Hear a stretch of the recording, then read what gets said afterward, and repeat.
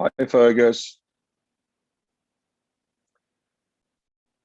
Yeah, I can't hear you because you're muted.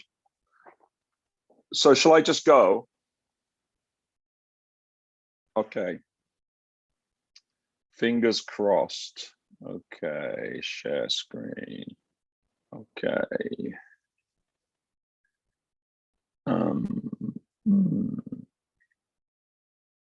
So hi, everybody, and welcome to Get On With It, our daily sessions we've been running at After the Pandemic's fantastic site, along with Daydream Believers. And this is day 7. It feels like day 27. But I hope you're all enjoying everything and having a great time in Glasgow. I was there until yesterday. I've just caught I just popped down to London and on to Gloucestershire, where I'm coming from today. Although it does say Tokyo on my screen share. So a little bit about Pecha tonight, real quickly. We're a show and tell format, 20 slides, 20 seconds. We're now in 1,261 cities around the world. It's proved really popular because of this really simple framework, which is fast, fun, and friendly. Just 20 slides with a beginning, a middle, and an end, easy for school kids to get their heads around. It's a restriction like Twitter. So instead of 240 characters, we get 400 seconds. It's a level playing field, just like a Big Mac's the same all around the world. But the level playing field's amazing because we've had 9 and 10-year-old children on the stage. And we've also had the president of the American Institute of Architects and a leading partner from IDO. So everybody can present in the same way. And it's very inspiring and it's super interesting to see people having the same talents. The other thing is it's a format, 20 slides, 20 seconds, or we're doing shorter formats now. But it's also a community, and that's really important that the community reinforces the format reinforces the community all around the world. And it's been brilliant to work with Daydream Believers and work with 20 schools in the Scottish region. And they've all been making their short presentation formats in the Pecha style with 10 slides for 20 seconds each, or 20 by 20. And we had Style School here, and it was really super amazing. They're really interesting presentations. And if you go to the Pecha website, pechakucha.com, we have many of these up on the website already. And as I say, level playing field. So this is a partner from IDO, Natalia, and she's presenting. And this is Peter Exley, president of the American Institute of Architects. And what's amazing too is it's gone all around the world. And this is in Glasgow. Not Glasgow. This is in Taiwan, Tainan. It's a city outside of Taipei, and we have a great projection night there. And they've been getting on with it too, and having a really amazing presentation. Whoops, let me kill that one. And it's been super amazing to see them holding a workshop, following all of the fantastic guidelines that Daydream Believers and White Space have put together. And it's awe-inspiring that our Pecha team, around the world are joining in with this, and having workshops and working out what's the best way to help the climate change crisis that we've got on our hands. So it's just brilliant to see this. So our website, if you get to it, is pecha.com. And again, here we can upload presentations, voice, and share them. And it's been brilliant to see so many people doing this around the world with the hashtag Get On With It. So what I'm going to do is I'm going to share a few presentations today. We hope they're going to go smoothly, that have been submitted to the website. Many wanted to present live, like Nicole, but she is in Australia, and so it's 2 a.m. in the morning there. So we're going to play her presentation. This is 6 minutes 40. And this is a group of doctors in Australia who got in contact with us through Pecha and through the Get On With It campaign. And I'm going to play their presentation. Oh, sorry, I'm slightly wrong. That's coming up the next one. I've got one. We've got a shorter one to start with. This is a fun one. We'll just kick off with this one. Doctors are next. Listen up, all world leaders, parents, and grown-ups. We need to get on with it and save our planet so young people don't have to live with the consequences of their inactions. It's your time to sit up, take notice of us young people, and take action now.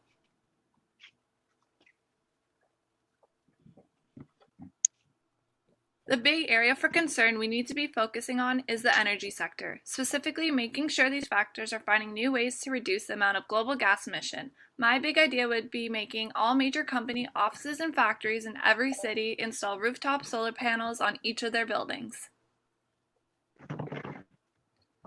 I would like to focus on the COP26 goal of secure global net zero by mid-century and keep a 1.5 degrees within reach. This will include countries being asked to come forward with 2030 emission reduction targets that align with reaching net zero by the middle of the century. To reach these targets, countries will need to start accelerating the phase-out of coal, reduce deforestation, speed up the switch to electric vehicles, and encourage investments in renewable energy and resources.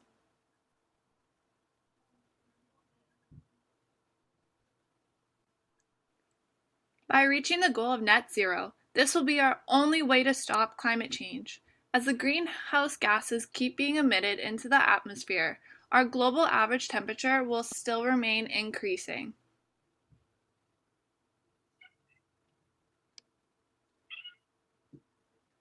Jason Dion puts it in this way: when we can get to net zero, we're not making climate change any worse. If we reach 2 degrees of global warming, there will be a widespread and severe impacts on people and nature. A third of the world's population would be regularly exposed to severe heat, leading to health problems and more heat-related deaths across the world.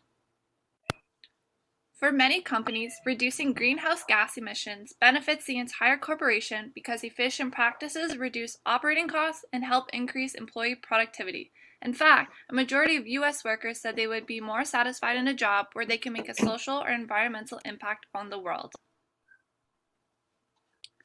Reaching the 1.5 goal will be much easier, cheaper, and less disruptive if governments around the world take immediate steps to replace fossil fuels with clean sources of energy such as solar panel.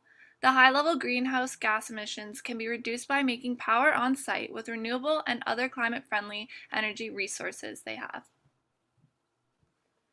A large proportion of buildings in existence today will still be used in 2050, especially in those developed nations. These buildings must be made more efficient and be able to cut down its CO2 emissions in order to cut their energy consumption and help keep global warming to stay at 1.5 degrees. These improvements will only happen if governments introduce and enforce stricter energy consumption standards in their building codes. Around 70% of the world is now committed to reaching net zero emission, up 30% when the UK took over as incoming COP presidency. We need to get on with it and make that 70% up to 100%. Wow, thank you very much, Nicole. That was a really nice presentation. I think what's been interesting with these presentations is the fact that they're actually making really nice statements which can be shared with other school children, and we're building up this really fantastic resource. Just give me 1 second. I just want to just check something here. Okay, we're all good. I'm pleased it's working. I've just been chatting on WhatsApp with the team there. So this is the one I was talking about, this Code Climate Action. So this is a medical community in Australia who have presented, I think, at Pecha before, and Sinead was really keen to present again, and was hopefully going to do it live. But anyway, she's made the presentation, or a team have made the presentation, and it's really great that this is coming from down under. So let me go ahead and play this one. My name is Sinead. I'm a second-year medical student from Sydney, Australia, and I'm ready for the global healthcare community to get on with it. In medical school, we're taught how to read and evaluate scientific evidence. The evidence on the current climate emergency is clear. The climate crisis is a health crisis, and we need to act now. 1 in 5 deaths globally are a result of fossil fuel air pollution. Between 2030 and 2050, climate change is expected to cause an additional 250,000 deaths per year. Deaths as a result of malnutrition, malaria, diarrhea, and heat stress. Healthcare is part of the problem. If global healthcare were a country, we would be the 5th largest carbon emitter. That's a lot of emissions under our control. Lives are at stake, and we have a responsibility to take initiative.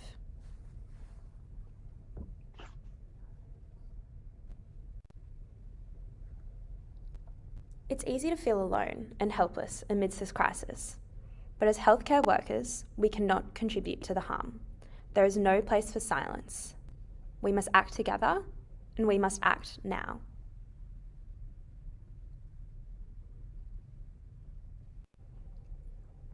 The global medical community is made up of 60 million healthcare workers. We are among the most trusted members of the community. We have a responsibility to our patients and to ourselves to encourage change.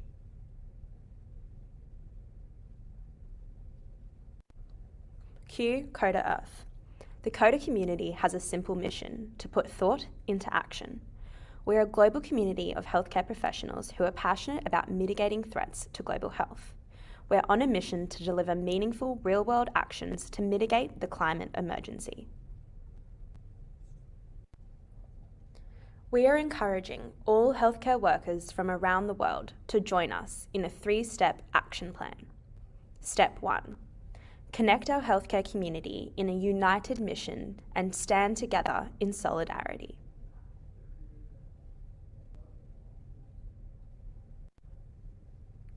Step 2. Examine our own individual carbon footprint to better understand the extent of the issue.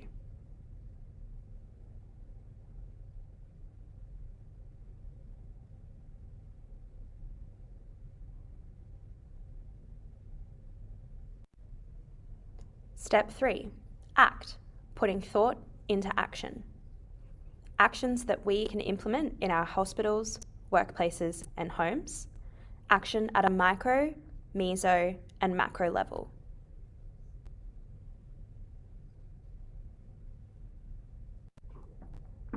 Healthcare is the front line. As we know, this is the most urgent health threat of the 21st century. Visit codachange.org to find out more. Thanks, Sinead. That's a really important presentation, I think, and it's really amazing that the doctors are thinking about this, however busy they've been with the pandemic and like with all the NHS in the UK too. It's really interesting they're thinking about the impact that they make on the climate and how they can reduce it. So yeah, really important presentation. Again, all of these will be put online in the next few days. This one is already up, so you just have to do a search for CODA and it should come up. So yeah, really great. And it's amazing that we can collect these presentations from all around the world and share them with you in Glasgow. So Alaya is up next. Again, this is about how the publishing industry can aid in climate action. So, we've been hearing from all sorts of different industries, but it's great to hear from these two. So over to Alaya.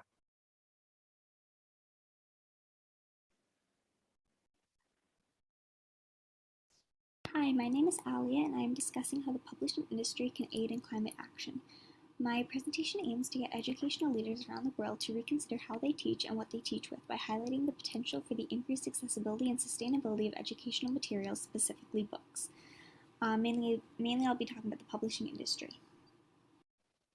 My big question is, how can we increase the accessibility of learning materials in sustainable ways? So I'll be talking a bit about the SDGs, accessibility, some cost analysis, the environmental impact, and why it's important that we have this increase in accessibility and sustainability. In terms of accessibility, there are different types of ways that things can be accessible or inaccessible. So the first one is financially. Libraries are great to help with financial accessibility. However, they have difficulties providing books that are in Braille, audiobooks, and large print because they cost more, and then there's less selection.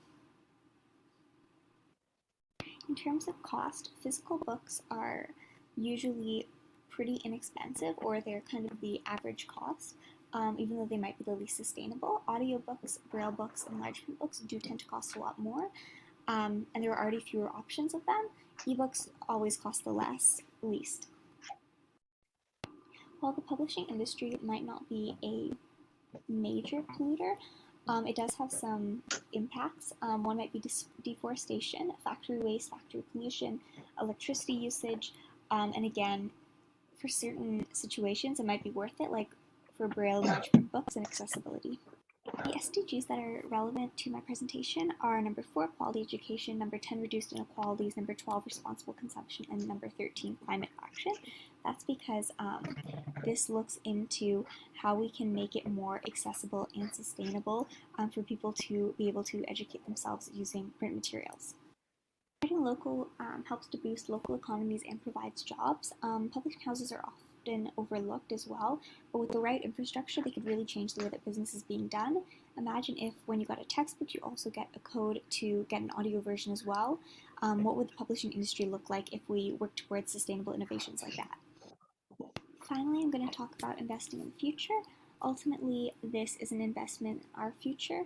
Making sure that everybody has access to educational resources is in the best interest of everyone. Not only does it help to keep everybody at an equal spot, it also helps the environment if we change the way we do business.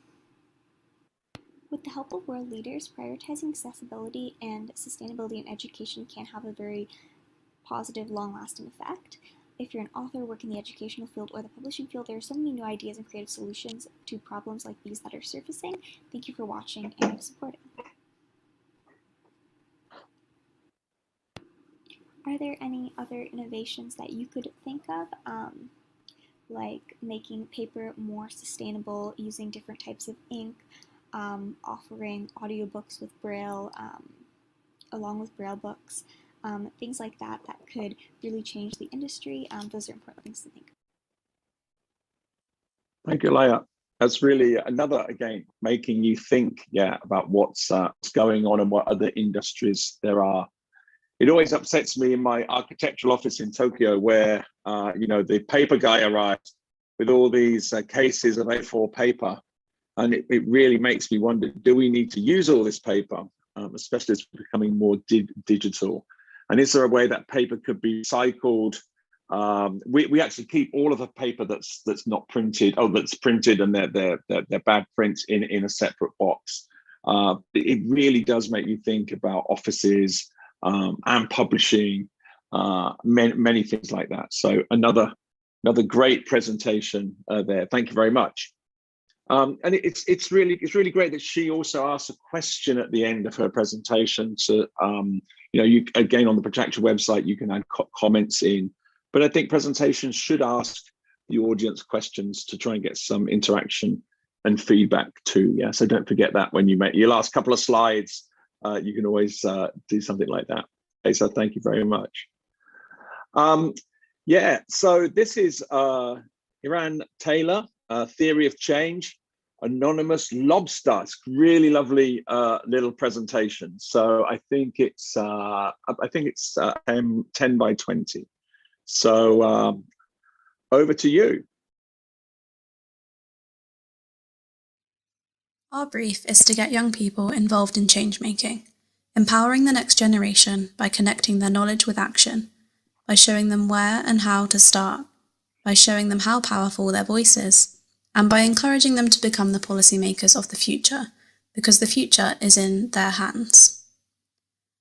We want to build a network of changemakers, of young people with ideas who want to make a difference, who are already fighting for something that they believe in, or who are angry about something but don't know where to start or what to do. A network will encourage, support, and be there to help each other. The National Youth Action Survey in 2019 found that 88% of young people cared about making the world a better place, and 74% believed that they could make a difference. However, only 4 out of 10 young people had taken part in meaningful social action, and only 8% have campaigned for something that they care about. with 75% of 10 to 20-year-olds identifying as potential or committed participants to social action. The most common factor for participation was if I can do it with my friends, then I'll do it. And the most common enabler for participation was being able to take part through their school or college.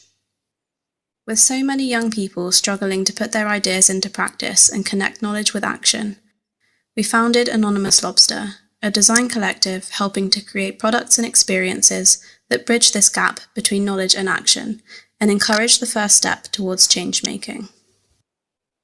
Some of the things we've done so far as a collective are to design an AR mobile app that can be used within a school environment to share and discuss prominent topics, giving ownership of the space back to the students.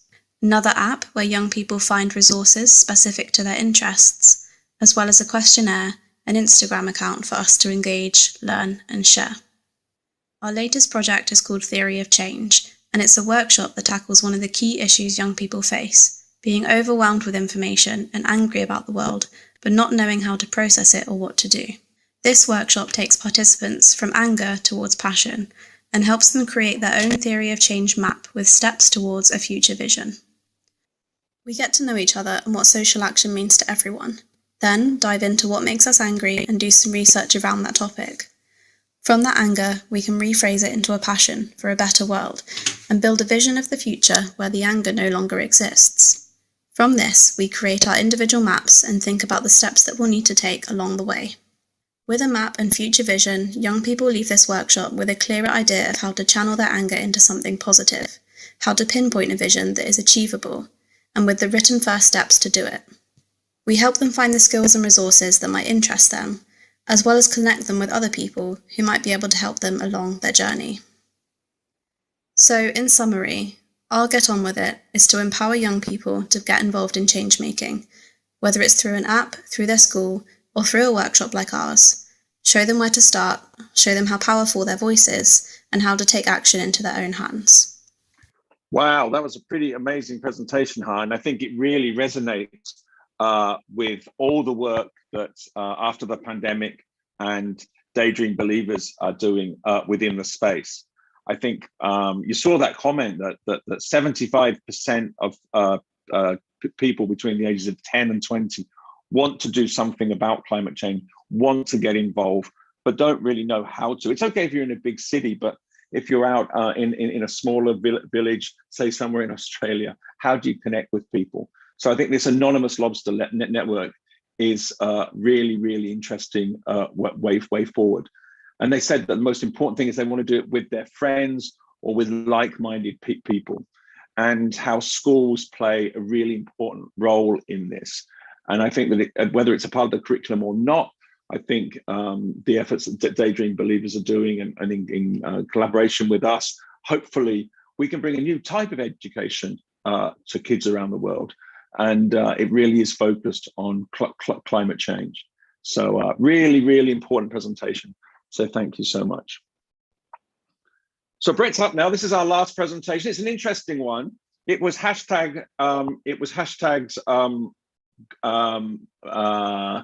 get on with it, and it's interesting about meat and the impact it has on climate, and can we make different types of meat. Okay, all right. So I will just reading my text from Rachel and Helena. Thank you. All right, so let's play this one. It's quite interesting and quite funny, and these guys were part of an MBA program, and they're talking about new meat.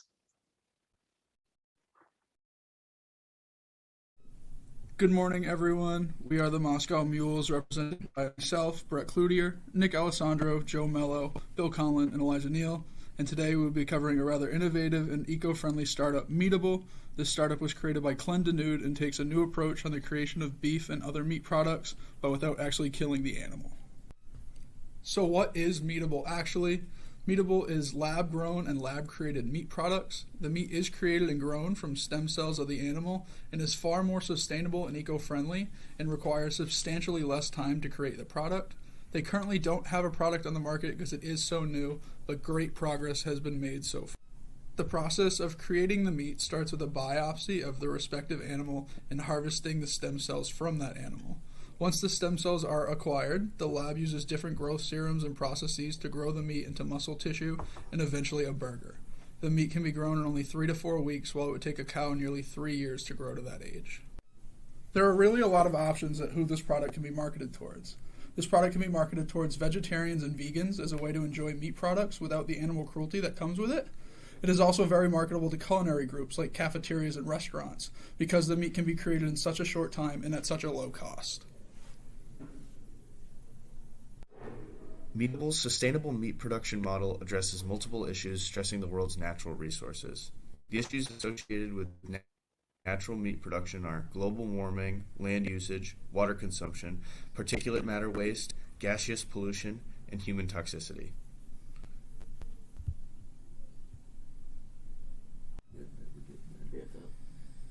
So is this product safe? This is just taking the actual process of meat production outside the body of a cow or a pig. This is no cheap substitutes, no alternatives, and no actual different chemicals being involved in this other than the actual production of the meat. Meatable's first objective is to convince the public that this product is safe, and it is the same meat that they have been eating all of their lives. It is the same meat that they have been cooking out of their barbecues since they've been growing up. Now, the second objective is to explain the environmental benefits that Meatable offers. They're having extreme difficulty in creating anything other that looks like ground beef from their lab experiments, the cost of which is causing them tens of thousands of dollars to grow and create. However, this is coming down gradually. They need to find a cheaper way of growing it in a lab, as well as form it into something that looks a lot more like a sirloin steak. Meatable's business model is extremely difficult to imitate due to the high cost and skill required to produce the lab-grown meat. Because of this, they have the first mover advantage in the market, which will allow them to capture as much market share as possible before competitors move in.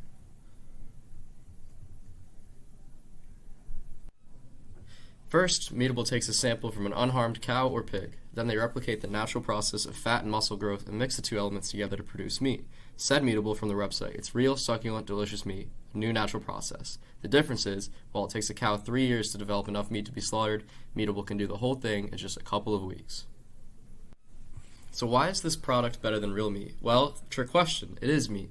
Unlike products such as Impossible Foods, this is actual meat that was derived from actual cows and pigs. This is what makes Meatable's business model so easily captivating. It's a carbon-neutral alternative that isn't an alternative, as it has the same great taste that consumers are used to. The company has reached a total funding of $60 million as of 2021. Meatable is one of the most exciting startups around today and looks to scale their business model upwards. Said Clem Denude, CEO, we are honored to welcome a like-minded group of investors that can support us on our mission to develop, accelerate, and bring to life sustainable, healthy, and environmentally sound technologies that can improve the human condition. The Netherlands-based company is currently staffed with 51 employees, and that number is quickly growing. As the company grows, scalability will increase and the production of the company will follow. Meatable's workforce consists of a team of experts with unique knowledge in fields including molecular biology, chemistry, tissue engineering, bioprocess development, food safety, and food science to create the new natural meat. By using lab-grown meat, Meatable can reduce the amount of water consumed in the growth process by 87%. From over 11,000 to 1,800 gallons of water per pound of beef. Similarly, this would remove the need for land deforestation for cattle farms by up to 15% if this were the only source of beef. What's interesting about the competition in the sustainable meat industry is that there's really no direct competitor or substitute for genuine lab-grown beef.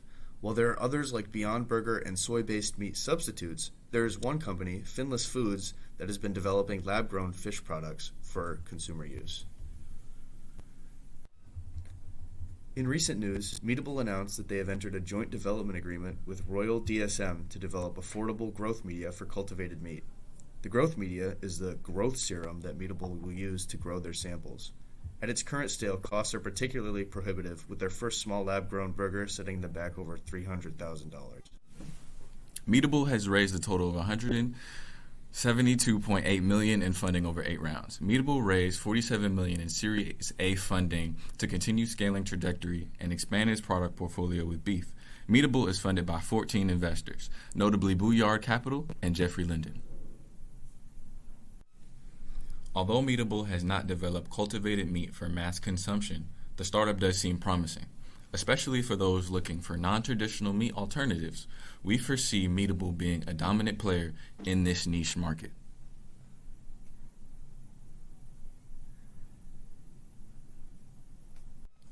Meatable does have a bright future as the future of stem cell research increases.